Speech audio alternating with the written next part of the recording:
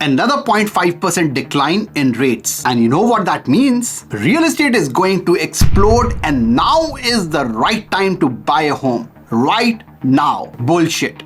Let's be real. We are in deep shit right now. People are losing jobs, businesses are shutting down, political instability is at its peak, and Trump is threatening to put tariffs on Canada. Declining interest rates alone means nothing for the real estate market right now. We will talk about that and more in today's video, so let's get started.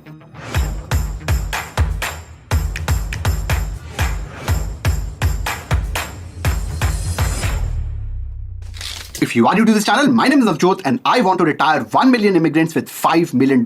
And if you want to join this mission, all you need to do is hit the subscribe button and I will come up with amazing videos that will make you a lot of money. In today's video, we'll be talking about the reality of today's economy. We'll also be talking about interest rate declines, but more importantly, we'll be also talking about the new mortgage rules which are effective today, December 15th, and how these two things will impact the real estate prices. And finally, we'll be talking about how taking a variable rate might be better for 2025. But there is one mistake that I see a lot of people making when it comes to variable rate, and we'll talk about that in today's video. Let's first talk about the economy at large in Canada right now, and we are in deep shit because the reason number one is unemployment is at its almost peak. I won't say it's at the peak because it was at the peak during COVID, but right now it's also pretty high at 6.8%. It's up from about 5.4% earlier this year.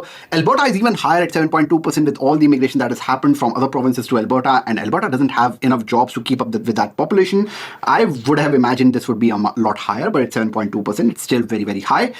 If you look at the youth population, age 15 to 24, these include a lot of students. The unemployment is even higher at 11.5%, and they are the future of the economy, and they are struggling right now. If you look at new immigrants, people who are new to Canada, the unemployment there is at about 8.4%. Definitely, if you are someone who has come in the last 1 year, 6 months, you would be feeling the pressure of not enough jobs in the market, and this can be seen in the numbers as well. And there are a lot of layoffs that have happened. In Q3 alone, 10,000 tech layoffs have happened. Applyboard, which is the largest startup in Canada, it's a multi-billion-dollar startup, have laid off 4% of their workforce just last week, and many companies are continuing to do that, not just in the tech sector, but also in the financial services sector now. Now, just to give a perspective on some numbers from 2020 to 2024, the population has increased from 38 million to 42 million, close to 42 million. That's 1 million population increase per year. 4 million more people are there in Canada right now, and a lot of this is driven by immigration.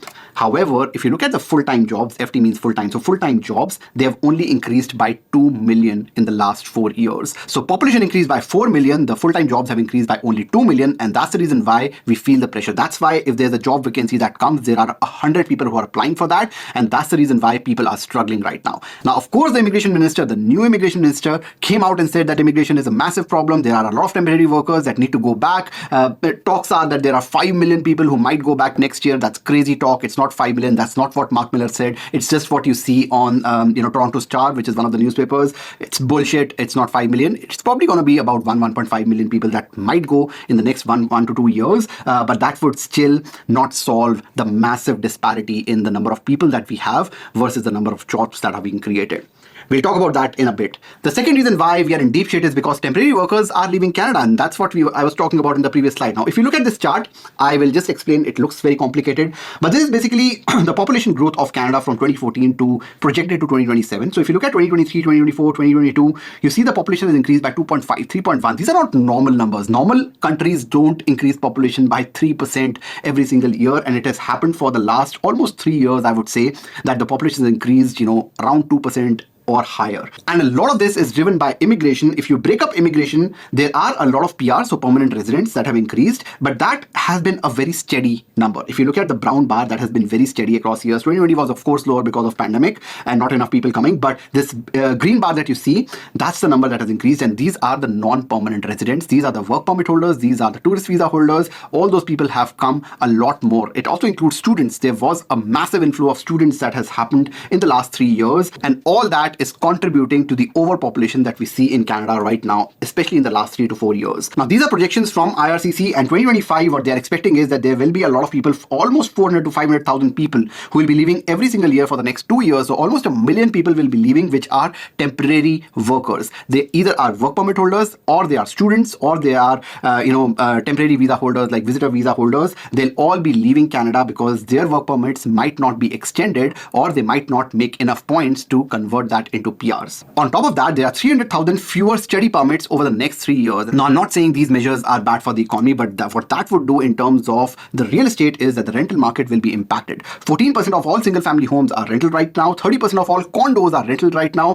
50% of all the condos that were bought pre-construction were rentals, were supposed to be rentals. So all that, I have no idea what would happen to that inventory. And those are the condos that will not be able to sell or rent out because there'll be less people in the economy to rent out those condos.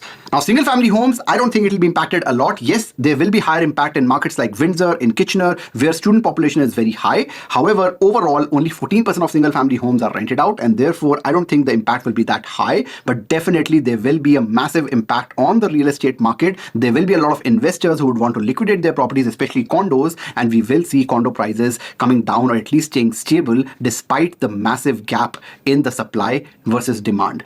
And that's the reason why all this FOMO that is being created because interest rates are declining is actually just false and it's bullshit. Let's talk about the third reason why I feel that we are in deep shit, and that's the geopolitical tensions that are happening between US and Canada. I made a video on Trump win can take away Canadian jobs, and I was laughed by a few people that this is not possible. There'll be no tariffs. This was one day after Trump became president, and I talked about this, and now everyone is talking about this. Donald Trump even called Justin Trudeau the governor of the 51st state or whatever. I'm sure you have read that. Now all the news articles are coming. How Canada can hit US where it hurts in the fight against Trump tariffs. How Canada can put tariffs and all this. Scotiabank is now talking about this, and I was surprised that people did not take this seriously. And I know that Trump has a threatening nature, but all this, if this happens, it'll be massive because it will take away Canadian jobs. And if you want to look at this video, I would highly recommend you can go in the description, watch this video, and I explain it very well on what tariffs are and how it impacts both US and Canada if it's implemented. And I'm hoping Trump's attack on Trudeau being the governor of the 51st state, which is Canada, was a joke. But honestly, Canada is half of California's GDP. California is just one state. The population is very equivalent. So population of California is 38 million. Population of Canada is 42 million. So it's a very equivalent, to the biggest state in California. But the GDP of California is twice as much as Canada. So the per capita GDP of California is twice as big as Canada. And I know it was a joke, but honestly, if we feel that Canada is so important to US that US cannot put tariffs, we are being stupid because Canada is 1/10 the size of the US and it's half the GDP of their biggest state of California. And fourth reason, and not the least, is failing businesses. That's a fact. 42% or 41.7% increase in Canadian businesses filing for bankruptcies that has happened this year. Ontario makes 45% of all Canadian insolvencies. Transportation has seen one of the biggest impacts, 48% increase in insolvencies. Construction is 45%. Food services, which is food and beverages, restaurants, is 52%. Retail trade is 50%. All this is actually contributing to the deep shit that we are in right now. And all this basically means that there'll be more unemployment and reduced wages because all these businesses are the pillar of the Canadian economy and all these businesses are struggling right now. And if businesses struggle, that basically means that they are not hiring, they're not doing any innovation, and that basically means that there'll be more unemployment, less disposable income, and the interest rate declines that we see is not to improve our lives. It's to mitigate the impact of all this which is happening in the economy. It's just that realtors, mortgage agents who do not understand the economy just are not getting this, and they're getting happy that interest rates are declining, but that's because the economy is in deep shit. So Bank of Canada has made a 0.5% rate cut. Part of the problem is that mortgages account for nearly 3/4 of $2.4 trillion of debt that Canada has. 3/4 of that, 74%, is mortgages. And more importantly, when the prime rate comes down, the interest rates come down, that gives more disposable income for businesses to expand, put money into their businesses, hire more employees, and it's a way of fueling the economy and the GDP in turn. So yes, we are happy as homeowners that our interest rates are coming down. Yes, our eligibilities might increase. We'll talk about taking variable versus fixed. We'll talk about all that. However, these interest rates decline actually is to bail out the businesses so that the access to money to them, the line of rates are much cheaper to them, and that would mean that there will be less unemployment and there'll be more disposable income that is spent in the economy. So what does it all mean for real estate? Now, if I was to be honest, if the government did not decide to touch real estate, they did not decide to change the mortgage rules, real estate would actually for sure go down in the next couple of years. However, Canada cannot afford the housing market to come down, and this is what Trudeau said a few weeks ago in one of the interviews. I think housing prices and houses will always be valuable in this country. But housing needs to retain its value. It's a huge part of people's potential for retirement and future and nest egg. I mean, the difference between someone who's rented all their lives versus someone who is a homeowner in terms of the money they have for retirement is massive, and that's not necessarily always fair. The problem is 7 out of 10 retirees in the next 10 years have less than $100,000 of savings, and they are dependent on their home equity for their retirement. 5 in 10 of these retirees have less than $5,000 of savings. And if you look at the stats in 2014, 2018, 2023, progressively, the number of people who are relying on their primary home for their retirement has increased from 24% to 66%. And that's crazy. And because these retirees make almost half the vote bank, they cannot afford the market to decline. And that's where they panicked and they have made certain changes. The first one, obviously, is Bank of Canada reducing interest rates. That has nothing to do with the government, I'm hoping, but they're doing it aggressively, and that is fueling the economy. Of course, the lending becomes a lot cheaper. There will be more, disposable income. There will be more eligibility if you are going for a variable rate. All that actually improves the eligibility. However, they touch the market in more than one ways. They increase the purchase cap of buying with less than 20% from 1 million to 1.5 million. That is effective today. They also increase the amortization for insured mortgages from 25 years to 30 years. That basically means that you'll have a much lower payment if you're buying a $500,000 home, because now you can take the loan for much longer, which is 30 years, while paying a less than 20% down. That was not there until yesterday. Renewals are being allowed without stress tests. That is not necessarily a bad thing. If you're already a homeowner, if you're not defaulted on your home, stress test is not, there, and therefore a lot of that inventory will not come on the market, because earlier what was assumed was that a lot of people who were up for renewals, their payments are increasing by $500, $700, $800, and because they can't afford that, they'll either downsize, they'll either move on rent, and they will sell their homes, and there'll be more inventory that will come in the market, and that will turn the market into a massive seller's market where there'll be a lot more homes and less people in terms of demand because of all the joblessness and the reverse immigration that is happening. And the fifth thing that has happened, and all this is happening concurrently, is January 15th, insured refinances up to 90% are allowed. Right now, you cannot refinance up to more than 80%, but now you'll be able to refinance up to 90% and up to $2 million of homes if you are building a secondary dwelling in your home. The rule is not very unclear right now. There'll be more details coming out, but that's massive. And this has already pumped the market for semi-detached, and I'm sorry, I'm writing demi-detached here, but it's basically semi-detached and detached houses. The demand for that has increased, and we can see that in the numbers for October. This rule was actually announced on October 7th, I think, if I'm not mistaken, or October 8th.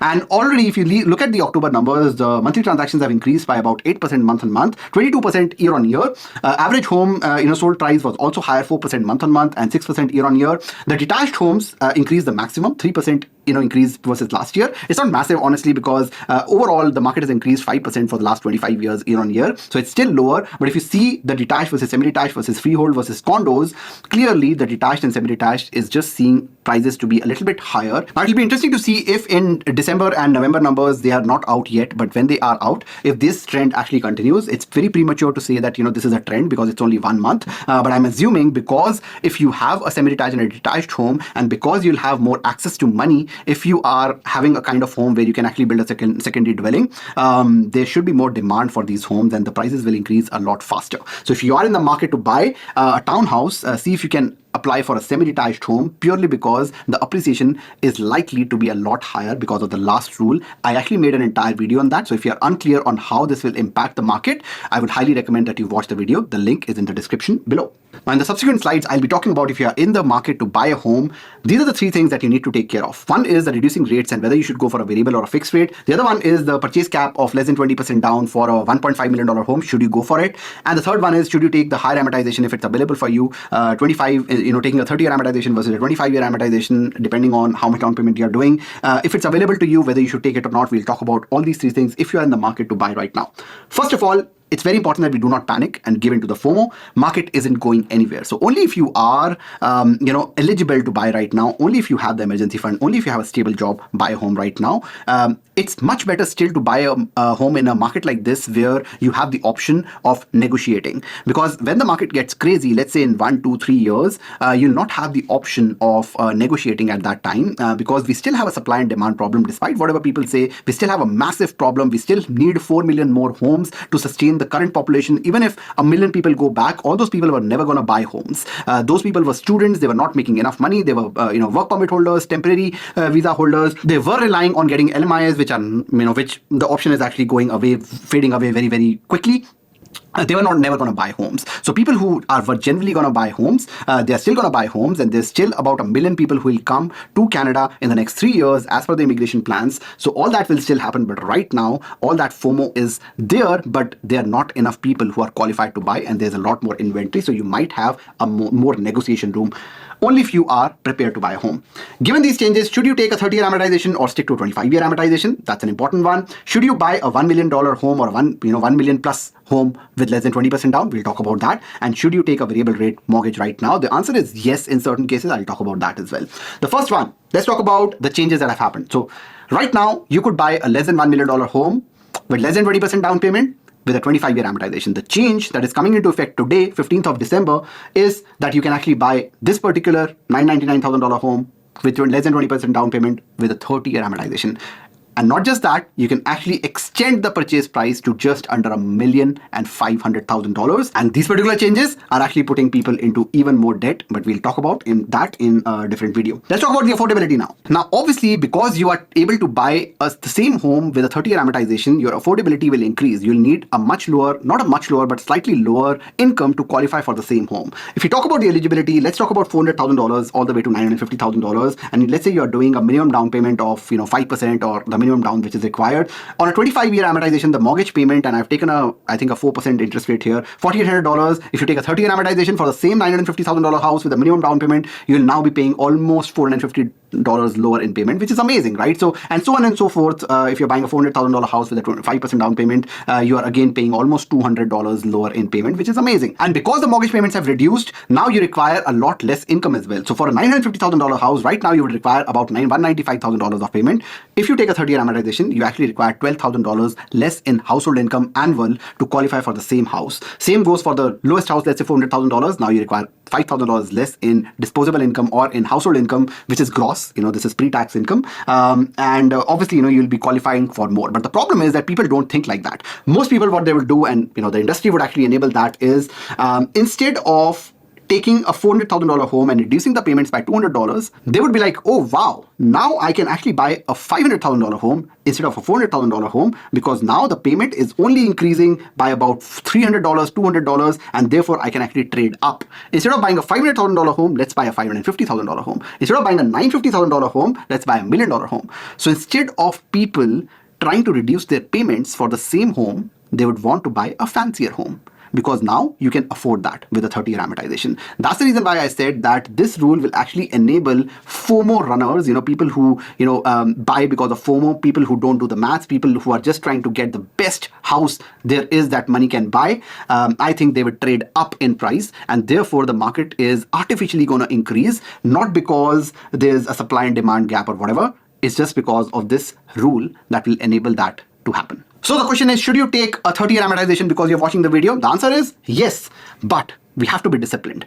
If you are a disciplined person, you would qualify for a 25-year amortization. So you'd buy the way it is right now. You would buy what you can afford right now. There's a rule of 35 calculator that I have in the description. You would buy with the rule of 35, but you will take the 30-year amortization, and either you will invest the difference. Let's say there's a $300 difference, invest that in the market and make money off that. I would do that if I were you. And I'll make sure that I make one additional payment per year towards my mortgage so that I can pay down the mortgage again in 25 years. So that's what I would do if I was disciplined. But if you are not disciplined, I would still take the 25-year amortization and not go for the 30-year amortization, because then you would just go deeper into debt for longer. The next question is, should you buy a 1 million plus home with a less than 20% down? If I were you, I would not even think of doing that, and I'll give you the reason why.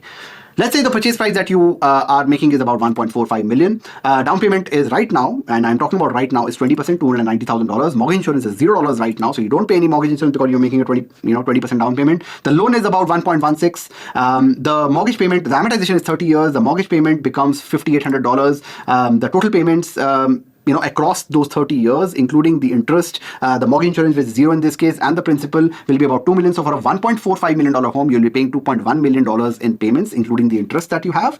And the household income required to buy this home is $235,000. So it's not like everyone can afford this. Only 2 to 3% of the population can still afford this $1.45 million home just to buy with 20% down payment. Forget about buying with less than 20%. We'll talk about that as well.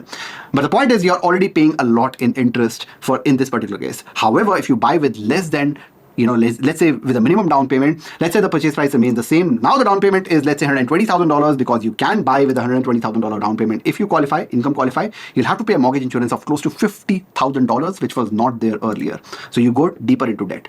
The loan amount that you'll take is a lot higher. It's about 1.378 now. It's almost more than $200,000 higher. The amortization remains the same. The mortgage payment is a lot higher again, $6,900. So you go deeper into debt, you pay more interest. Banks become rich as shit. Total payments that you make, because now you're taking a bigger loan for longer, plus you have a mortgage insurance as well, you'll be paying almost $400,000 of more interest, hence making the bank even more richer. And the household income required to make something like this is $280,000. So almost like 2% of the population can afford this. So yes, this rule is amazing, sounds amazing. You can buy a $1.5 million home with $125,000 down payment, but I would not recommend doing that, because that's stupid. You'll just be paying more debt for longer. And I think that we have to leave our kids with wealth, not debt. The only reason why I would do that is, now if you can afford to buy a home, let's say you are buying for 900. If you go up till $1 million, $1.05 million, you can actually buy a home with a rentable basement. And that would be probably one reason why I would do that, because you would compensate for the increased loan by getting some income from the basement. But if you're buying for yourself and not looking to rent out the basement, don't do it. Simple as that. Don't do it. I mean, if you call the team and try to do it, we'll still do it, because we are mortgage agents and we are here to, look at your wishes. But our strong recommendation, if you talk to our team, looking at your situation, and we look at all situations differently, would ideally be to not do it. The last and probably the most important question that people have on their minds is, should you take a variable rate right now? Now, for my clients, because there was a 0.5% decline, now the difference between the fixed and variable is not a lot, 0.4, 0.5% difference. And if you can take the slightly higher payment for, let's say, the next 6 months, I'm pretty sure that the variable rates will come down even lower. So yes, you can go for it, especially if you are doing a less than 20% down, because if you're doing a less than 20% down, the difference between fixed and variable is a lot lower, versus if you're doing a more than 20% down. Now again, I'm trying to make a blanket statement. These statements cannot be blanket, because every situation is different. So make sure that you're booking a call from the description and making sure that your situation is looked at well, and then the recommendation that is given is based on your situation. But yes, you can go for a variable rate right now. It might be beneficial for 2025, but always go for an adjustable rate mortgage. What I mean by adjustable rate mortgage is that when the interest rate go down, your interest payment obviously reduces, and that actually means that your payments also go down. Now, most banks, in fact, 4 out of the 5 banks that we have right now, do not have this adjustable rate mortgage. So what happens is, if the variable rate, let's say the prime rate goes down further, which it will, and most banks are actually predicting that it'll go down to about 3.5%. Right now, we are still at about 4.5% variable. So it'll go down almost 1 to 1.5% more. Most banks, the variable rate that they provide, it increases the principal component, it reduces the interest component, but the payment remains the same.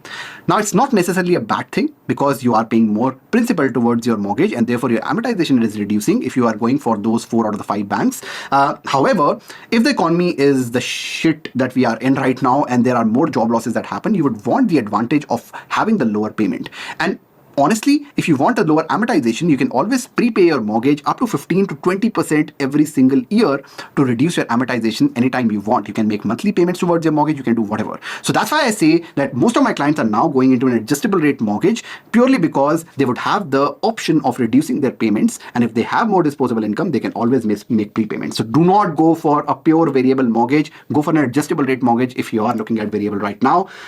If you look at different banks and their predictions, BMO, CIBC, RBC, TD, Scotiabank, everyone is predicting that the rates would be anywhere between 3.5 to 3.75%. Some people are saying 3.25%, like RBC is saying 3.25%. I think the rates would sit around 3.25 to 3.5% as well. That's in fact the last 25 years average. It's 3.6%. That's the interest rate average of the last 25 years. So we'll sit around that, is my expectation as well. Right now, we are almost a point higher, like a 1% higher. So my strategy for clients who are going for variable, if that fits their needs, is take the adjustable variable rate if you're doing a less than 20% down. If you're doing a more than 20% down, it's case by case. That's where it's important that we book a call, and we switch to fixed if and when the fixed rates drop to low threes. Now, the chances of fixed rates dropping to low threes is actually not a lot. It's possible that fixed rates actually continue to go up further unless there's a shock event that happens. I talked about it in my video where I talked about the stock market crash. If the stock market crashes, there's a chance that the fixed rates can actually drop to low threes, and that's where I'll be giving a signal to my clients that if you want to move to fixed rate now, you can actually do it without any cost, and you'll be able to lock in to a low threes rate. Now, this is something that I can't predict right now. Therefore, if you are part of my client community, which is Grow Nation, we do some amazing things to build wealth in that group. But I also give signals to my clients, and they have access to me depending on their situation, because I do understand their situation, whether it is a good time to switch to fixed if you are on a variable rate. Anyways, that's my strategy for my clients, at least who I understand the best. That's all I have for today. I hope you liked this video. If you did, do subscribe to the channel if you have not done that. I make amazing videos that will make you a lot of money. I'll be actually coming up with 2 videos every single week from next year. So there'll be more content that will be coming your way. Do subscribe to the channel if you have not done that. And if you want to share this video with someone who is also equally confused with all these rule changes and all these, the interest rate declines, and if their realtor is creating that FOMO or their mortgage agent is creating that FOMO, do share this video with them so that they understand the reality a little bit better. That's all I have for today. मिलते हैं अगली video में. तब तक के लिए bye bye.